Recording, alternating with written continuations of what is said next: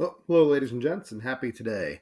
Hope you're doing well because today we're going to be talking about chemical reactions, specifically enzyme catalyzed chemical reactions. So, we're going to be focusing first on metabolism generally, and then we'll come back in the second video looking at cool features of enzymes. All right, so just as an intro, here you see a summary of the chemical reactions or the metabolic pathways within the body. So you see sort of the interconnectedness between the chemical reactions that occur in an organism. Now, metabolism is something that is created by the chemical reactions that occur in the body. So we have all these different metabolic pathways that interact with one another and then create this sort of emergent property of our metabolism. So, when you think about the effects of your metabolism, it's not just like how quickly you burn through your food, but it's how you convert one form of molecule into another. So, you can take things, I've seen stuff like candies advertised as like fat-free food. Well, because of the interactions of these metabolic pathways, you can take things like sugar and then convert them into another molecule like fat. And then as a result of all these different chemical reactions, a common byproduct is heat. So then our bodies are warmer than our surrounding environment, right? So you're running close to 100 degrees Fahrenheit, but you're in a room that's probably close to 70, 72 degrees Fahrenheit. So metabolism is created by all these different reactions. And we're going to just learn about metabolic pathways generally. And then throughout the year, as we learn more about specific concepts, then you'll get into specific metabolic pathways, like the stuff involved in cellular respiration and photosynthesis. All right, now, broadly speaking, metabolic pathways come in some different varieties. But the basic idea is you convert reactants to products through these chemical reactions. You basically break and form chemical bonds between atoms to create different molecules. The two broad categories of these types of chemical reactions are called anabolic or catabolic pathways. Anabolic means you're forming chemical bonds and you're making more complex structures. I think of like anabolic steroids.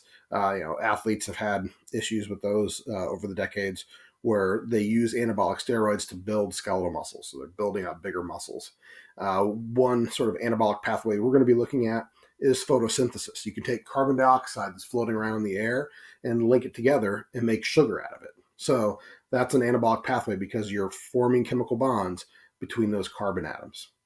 Catabolic, the way I remember this, I think catabolic pathways are catastrophic. You're breaking bonds. So when you break those bonds, you're releasing energy into the environment and you're making things less complex or more disordered, if you want to think of it that way. So that is what happens with hydrolysis reactions. So you see in the bottom right there, you can have the proteins you find in the food. So whatever you may have had for lunch or dinner, if you break the bonds between those molecules, then that releases the amino acids. Okay, and then what is nice is your body can rearrange those through anabolic pathways and build up tissues of your body. So you can take food from outside your body and literally turn it into your body through first catabolic and then anabolic reactions. So there is this sort of interplay between anabolism and catabolism that helps build us and run us. Now, to do this, you're going to need energy, right? So energy is this capacity to make change, this ability to cause change in the environment. And what we're going to be looking at is how you can rearrange matter. Basically, how do you break and form bonds? So if you break certain bonds and then create different bonds with different atoms, you can create these new molecules with new emergent properties. And doing this involves energy. Now, energy, again, can be subdivided into kinetic energy, that energy of motion. With kinetic energy, I oftentimes sort of look there or think of examples of like the energy needed to squeeze between phospholipids in the bilayer. So you can use the kinetic energy to move materials into or out of cells. You can also think of the energy that's released as radiant heat through chemical reactions. Potential energy is because of location or structure. And for us, this is basically going to boil down to the energy in chemical bonds. Okay. So potential energy is found in the chemical bonds of molecules like our foods. So if you had radioactive apple, although I'm looking at that, I would never suggest swallowing an apple whole, as that gentleman appeared to have just done. But anyway, you can take the apple, hydrolyze the bonds, break the bonds. That releases energy that you can then use to power other reactions in the body, like trying to get that apple out of there. Okay, so let's talk about laws of thermodynamics. So we are open systems. What that means is we take in energy from the environment, use that energy to rearrange matter in our bodies, and then we release that energy back into the environment. So we have this constant exchange of energy and matter with our environment. We eat every day. We breathe all the time, 15, 20 times a minute. You release waste, both in solid and liquid form, but we're constantly taking in energy and materials, rearranging them, and then getting rid of the waste products. Now, if we do a quick review from way back when with the laws of thermodynamics, the first law talks about how energy can't be created or destroyed, right? Only changes forms.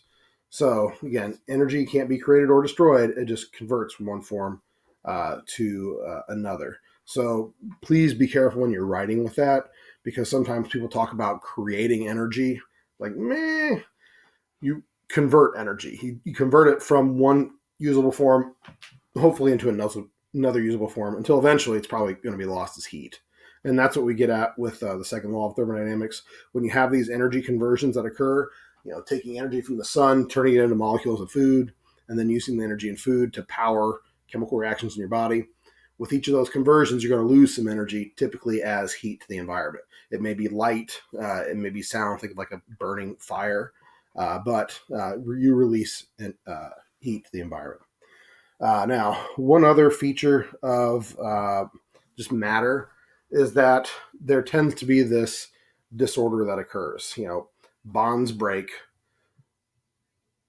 systems become more disordered or less complex, and that disorder is referred to as entropy. So life exists in opposition to entropy. Sort of the natural state of the universe is for ever increasing disorder, right?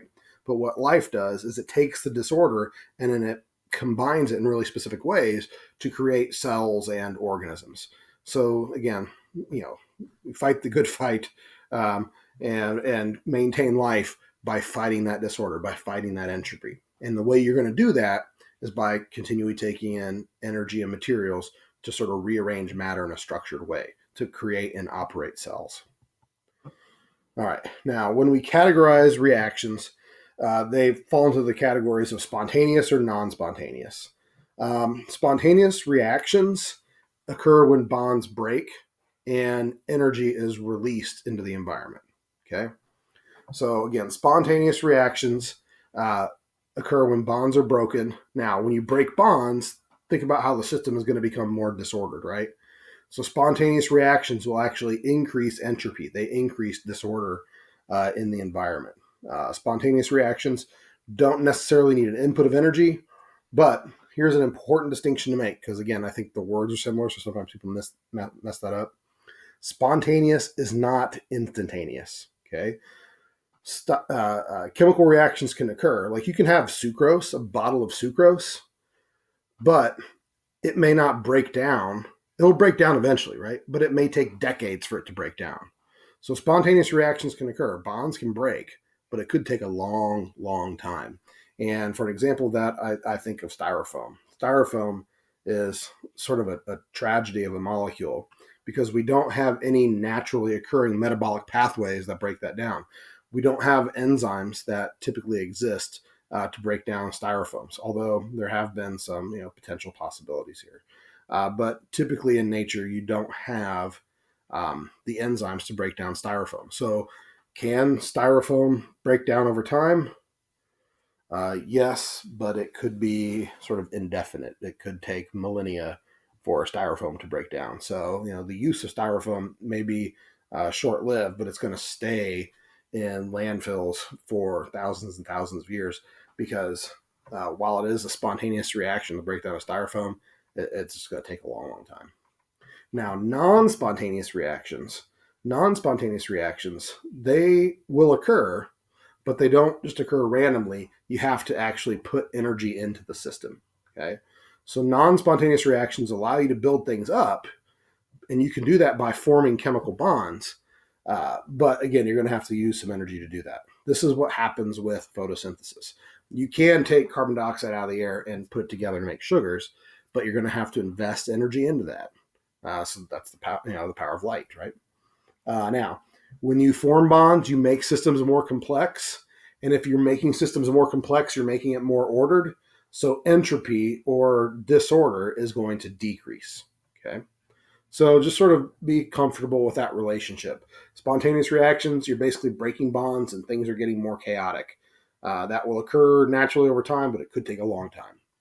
Non-spontaneous reactions, you take all this random matter and then you organize it in some way. And that can happen, but you're going to have to invest some energy into doing that, into actually forming the chemical reactions or creating chemical reactions that form the bonds. All right. You can let out your collective moan talking about Gibbs free energy, because I know sometimes chemistry or AP chemistry students bemoan the use of Gibbs free energy. I will say that with the new AP Bio curriculum, there are no calculations that need to be done with Gibbs free energy. It's just a conceptual understanding. Okay. So let's talk about what the terms mean. Gibbs free energy is the energy you have available to actually do something. Okay. Again, energy is this ability to do work. Now, if you think about it, if you have the total energy in a system, is all of that energy going to be able to go into making change or doing work? Well, no. Some of it's going to be lost as heat, right? So when you think about Gibbs free energy, which is your G, it's the energy you have available to do work. Well, to figure that, you have to take the total energy in the system, which is your H term there. So H is the total energy in the system, or enthalpy. And you basically have to subtract the disorder. The disorder is the temperature and then entropy. Okay. So here's how I basically think of it. You've got your net income, right? So your net income is your gross minus like the taxes that you pay. Okay. So how much money do you actually have to spend on doing whatever you need to do with life? Well, you have to take the total amount of money that you earn and subtract out the taxes. Okay. How much energy do you have available to make change? You have to take the total energy in the system, the enthalpy, and then you subtract out the chaos or the disorder, which is your temperature and delta S. Okay. So again, that's as close as you need to understand that. So now, how do we interpret this? Well, how much energy do you have available to do work? Your delta G is your final Gibbs free energy value minus your initial. So if you take final minus initial and you come up with some positive delta G, what that means is what you wind up with, your products, have more energy than your reactants did. So this is a curve that I think is useful to know or be familiar with. So how much energy do you have available to do work, or your Gibbs free energy? If you have more energy at the end in the products, then that is a positive delta G. Now, how does that happen? It's when you form bonds and make systems that are more complex. It's when you take that carbon dioxide and turn it into sugar. That is a non-spontaneous reaction. Again, can you just take carbon dioxide in the air and it spontaneously becomes sugar? No. But you can do that if you invest energy into it using power from the sun. So a positive delta G is non-spontaneous. You don't just randomly create products that are more complex. Okay. Now, if you get a negative delta G, that is a spontaneous reaction because bonds are being broken. If you look at the negative delta G here, your products have less energy than your reactants. And that's because you broke a bunch of bonds, released energy, and now you're left with this sort of chaotic mess. With this kind of stuff, I think about firewood, right? Is there energy in firewood? Oh, you betcha, right? But what happens is if you take the firewood and burn it, then what you're left with is ash. And the ash that remains has less energy than the initial firewood. And what happened to that energy? It got released, right? It got released as heat, as light, and as sound. So the question is, what is the tendency in nature? Well, the tendency in nature is for spontaneous reactions, a negative delta G, where you take molecules and then they just naturally over time break down and energy gets released, again, usually as heat. But what we can do is power life with these non-spontaneous reactions. Again, photosynthetic organisms take in energy from light. We take in energy from our food, And then we use that to power the creation of more complex molecules. We keep life running. Okay, so life requires the input of energy. All right, let's see. So this sort of looks at how these concepts can be related. So exergonic, the prefix exo means outside of.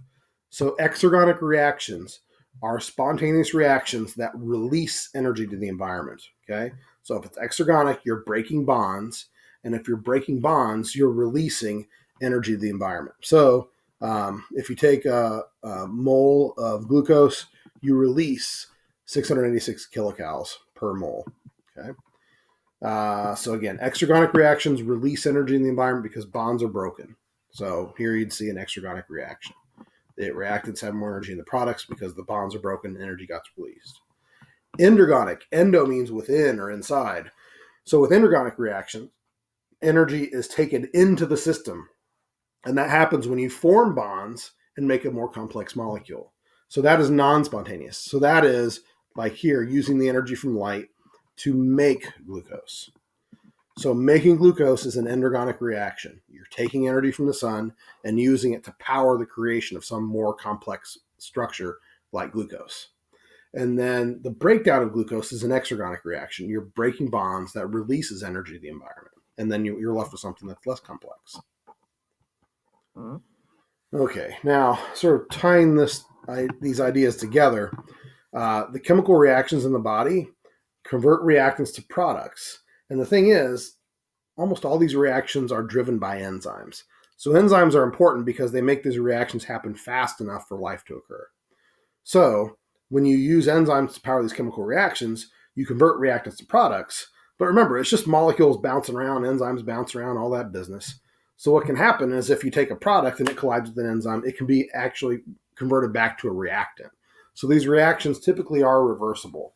So what happens is if you just have a closed system and you have all these reactants and they start to get converted to products, what you can eventually do is reach equilibrium. And remember, equilibrium equals death. So what we need to do is maintain an open system, right? We take in materials and we have to get rid of the waste. So if you look at this multi-step open hydroelectric system, this is sort of how the body works. We take in food. We use chemical reactions to convert that food into other molecules.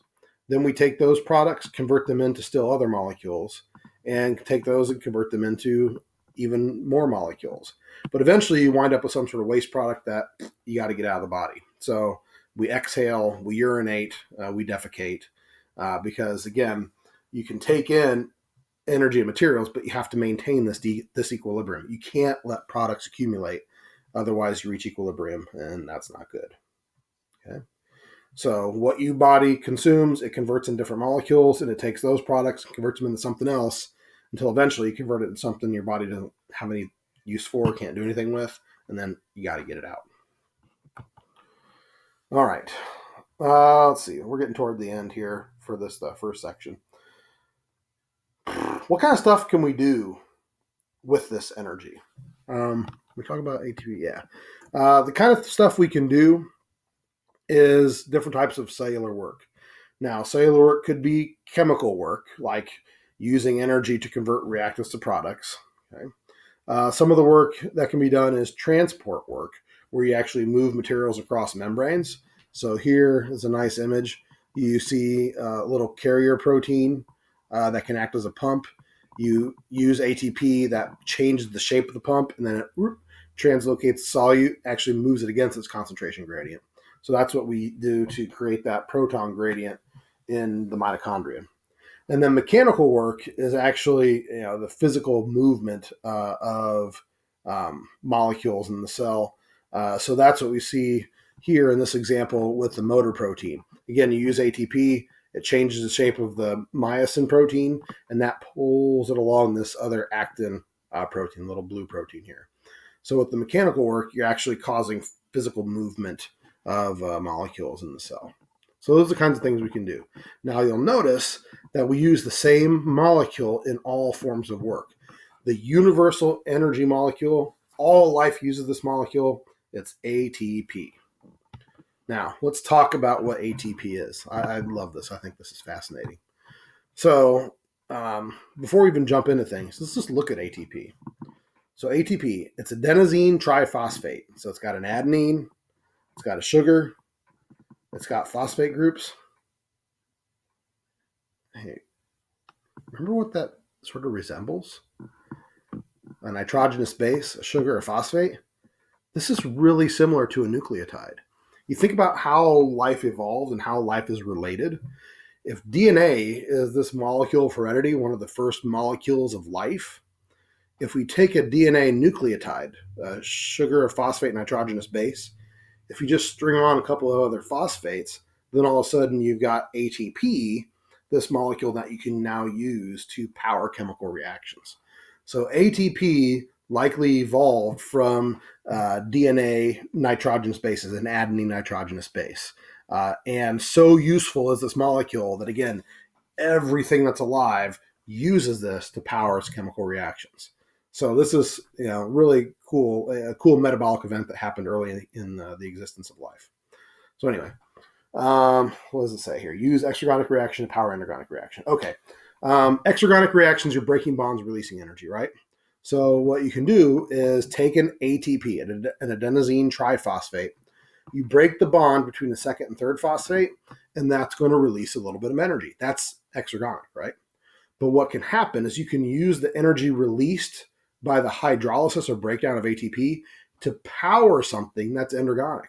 When we break down ATP, it allows us to actually build up new tissues that are more complex. Okay. Now, if we look at this, when you break the bond between the second and third phosphate, does it release much energy? No. It's just 7.3 kilocalories per mole. Remember, when you broke down glucose, it was 686 kilocalories per mole that gets released. So breaking down glucose releases a lot more energy than breaking an ATP. But the deal is, you got cash to spend. We can make ATP all day long, and then you just power through the hydrolysis of ATP, and then that gives you the power to actually make things that are really complex. It's sort of like buying a car with quarters. Can you do it? Yeah, you're going to use a lot of quarters, right? But you can still buy that car. You can make molecules that are really complex in the body, but it's going to take a lot of ATP. And we do that with powering these reactions. Let's see. Now, this is the notion of energy coupling. Okay, so this is one that's a little important. So here's the idea. If the energy released from the exergonic reaction is greater than the energy needed to power the endergonic reaction, then we say those reactions are coupled. Okay? So again, if you break bonds and the energy released by breaking those bonds is greater than the energy you need to build something, well, then you can build it. We say those reactions are coupled. Now, again, the thing is, with one ATP, you don't release much energy, right?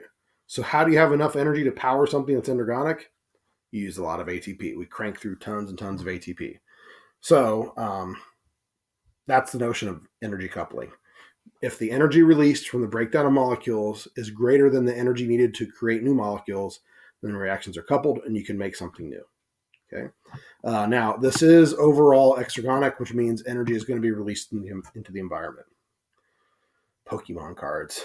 Oh, I think what I meant by this was if you have an allowance to buy Pokemon cards, if a pack of Pokemon cards costs, I don't know what, $3, $4, but your allowance is only $2 a week, you're not going to be able to buy Pokemon cards until you've accumulated enough allowance, right?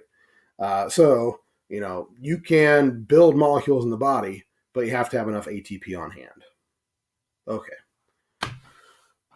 What the heck does ATP even do? This is really bonkers, but it just phosphorylates things. Now, what does it mean to phosphorylate? It just means to add a phosphate group to something, okay? So here we can look at this little purple protein. Here it's in an inactive form, but when you phosphorylate it, when you add a phosphate to it, boop, look, it changes its shape, and now it's active. It can do something. So that's the power of ATP. When we, every time you ever see anything drawn with ATP, it's got it looks like this electricity firing, sparking thing. All ATP really does to power reactions is just hand off a phosphate group. That's what powers life.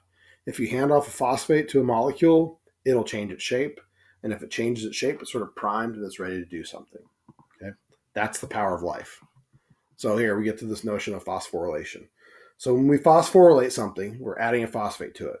When you add a phosphate to it, it changes it to a less stable conformation.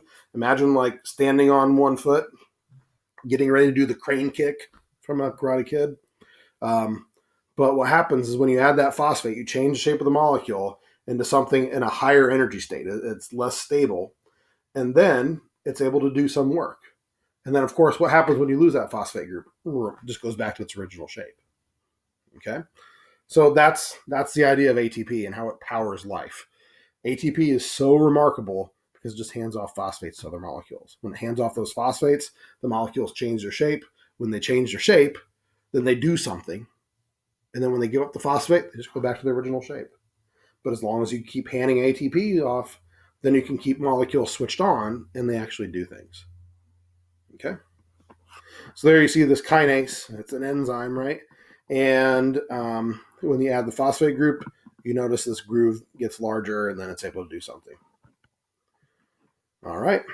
Let's see. Making more ATP. Again, you got to do it all the time. We only have about a 3-second supply of ATP on hand in our body. But you take an ADP, adenosine diphosphate, and you just attach that third phosphate group. This is, of course, an endergonic process, right? It's endergonic because you have to put energy into adding the third phosphate to the second phosphate. And this is what happens in our mighty mitochondria. Okay, what we do in our mitochondria is use the breakdown products of food, like glucose, to create that gradient, the proton gradient. And then that gradient has the potential energy that can spin ATP synthase, bring together ATP or ADP and phosphate, and make ATP. And when you have ATP, then you have the energy, like it says here, for cellular work. Awesome. Well, that's ATP, the energy molecule of life. General overview of metabolism, sort of powering exergonic and endergonic reactions. If you have questions on things, just let me know. Otherwise, hope you're doing well. Thanks a lot.